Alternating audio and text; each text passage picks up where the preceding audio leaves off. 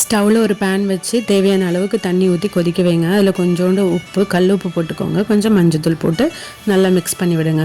இப்போது நம்ம எடுத்து வச்சுற சுவரொட்டியை அதுக்குள்ளே போட்டு நல்லா குக் பண்ணணும். குக் பண்ணணுன்னா அது உள்ளே இருக்கிற ரத்தம் எல்லாம் உள்ளே வேகணும். அந்த அளவுக்கு நம்ம குக் பண்ணணும்.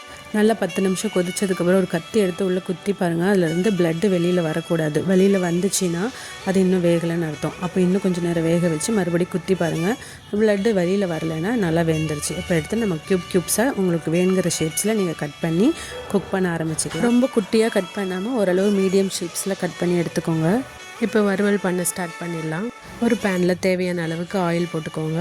சோம்பு போட்டு நல்லா பொரிஞ்சதும் கொஞ்சம் கருவேப்பிலை ஒரு கொத்து போட்டு அதுவும் நல்லா பொரிய விடுங்க. 2 மீடியம் சைஸ் வெங்காயத்தை இந்த மாதிரி மெலிசாக ஸ்லைஸ் பண்ணி கட் பண்ணி அதை அது கூட சேர்த்து நல்லா வதக்கி விடுங்க. 2 பச்சை மிளகாய் சேர்த்து அதையும் இது கூட சேர்த்து நல்லா வதக்கி விடுங்க. தேவையான அளவு உப்பு போட்டிங்கன்னா வெங்காயம் சீக்கிரம் வதங்கிடும்.